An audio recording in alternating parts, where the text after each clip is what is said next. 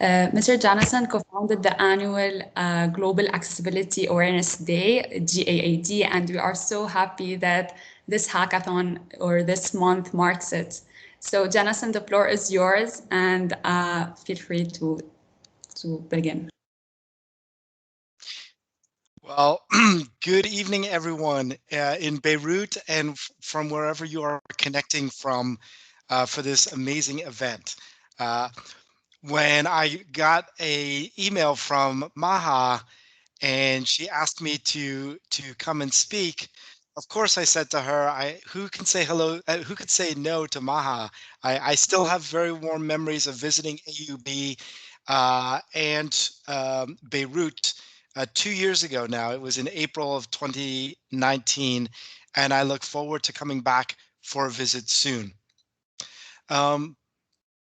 So my co-founding partner, Joe Devon, and myself want to thank you all for continuing the celebrations of the 10th anniversary of Global Accessibility Awareness Day, which actually took place last Thursday. We're so pleased, though, to continue the party because if there's anything you need to know about me, as serious as the work I do is, and all that stuff, I never shy away from enjoying a good celebration time and extending it out. The goal of Global Accessibility Awareness Day, or GAAD, is to get people talking about, thinking about, and learning about digital access and inclusion and the over 1 billion people with different disabilities or impairments. And that's the 15% population that was quoted by my colleague who spoke just before me.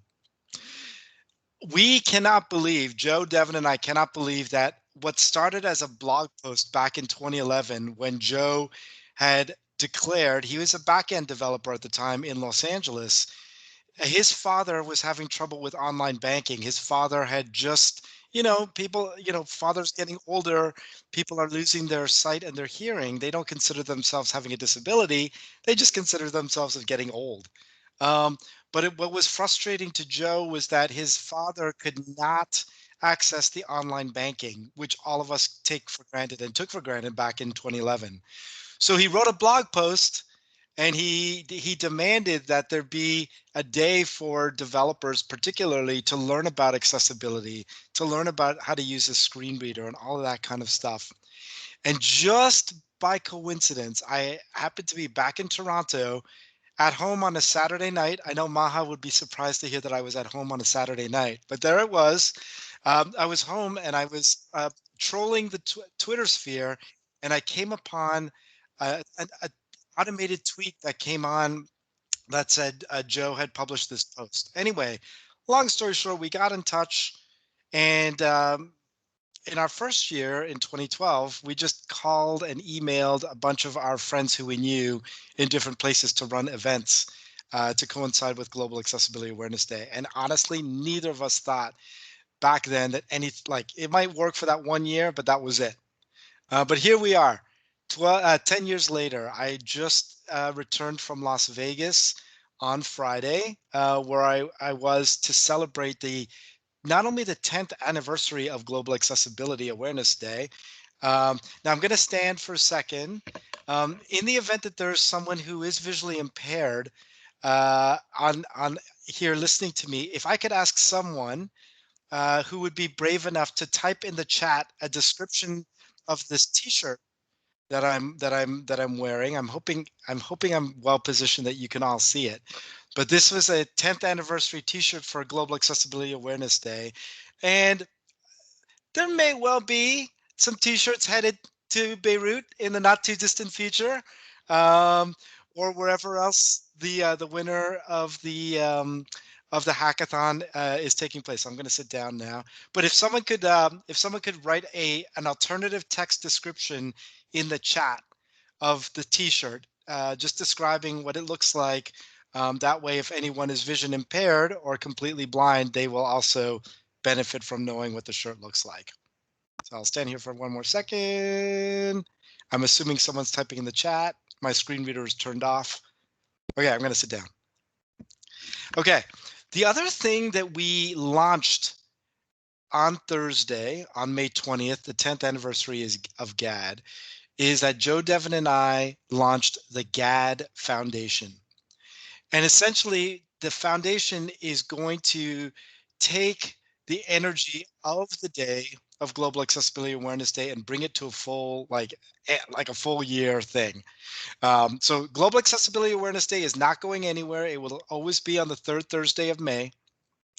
But what the GAD Foundation is really looking to do is to disrupt the culture of the product development cycle for both technology and digital products in such a way that accessibility is a core requirement. So if all of you have a chance today to go to GAD, that's GAAD .foundation, you can learn all about the different programs we'll be having at the GAD Foundation over time. Interesting for all of you to know, as incoming or as future technologists who care about people with determination and making sure that they have access to the technology they need to live full lives. One of the programs we'll be launching later this year is the GAD Exchange. And the GAD Exchange is going to be an opportunity for your average engineer, your average designer, your average technologist to meet with someone who happens to have a disability or an impairment or a person of determination to find out how exactly they use technology. One of the things I've heard, so I've been working in accessibility since 2006. But when I meet with engineers for the first time or designers, they often say to me, gosh, I just wish I could meet someone with a disability or impairment or someone of determination and just find out how do they use technology? Like, how is it do they use an iPhone or an Android device or a desktop like a computer? What do they use? And so we want to help that conversation happen because if that's part of how we can encourage students of computer science and engineering and design or up and coming technologists or up and coming technologists to better understand how we and I'm a person I'm completely blind. I've been completely blind since I was a year and a half old. How we use technology, if that will inspire greatness when it comes to building the technology that's present in our daily lives, then that's part of what the foundation will be doing. And of course, it is GAD and it is a global. So we will be looking forward to working with leaders like Maha and others who are involved in this hackathon over the years to come to make sure that this is a global conversation about digital access and inclusion, and that we're talking to engineers and designers and computer scientists in Arabic as well as in English to cover the community in Beirut and wherever else this hackathon is impacting. So I'm obviously excited. I'm always, like I said, hey, if there's an excuse for me to come out to Beirut, I'll take it.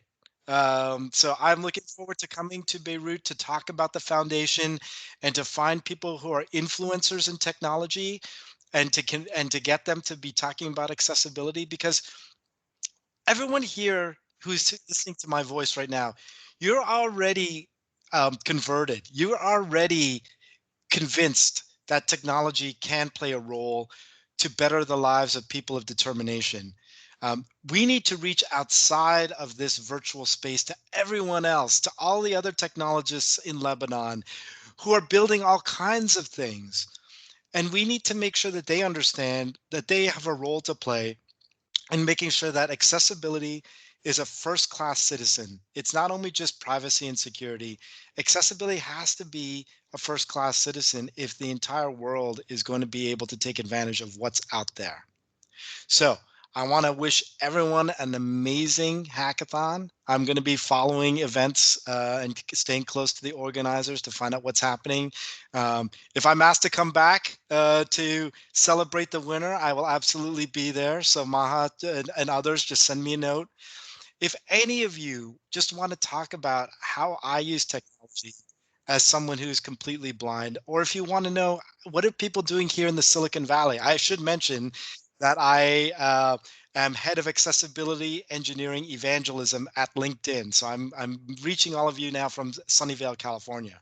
Um, but if you want to know how we're doing it out here, if just you want to talk, like maybe you would just want to know, like how do I get involved in digital accessibility as a full-time career at some point, just reach out to me on LinkedIn.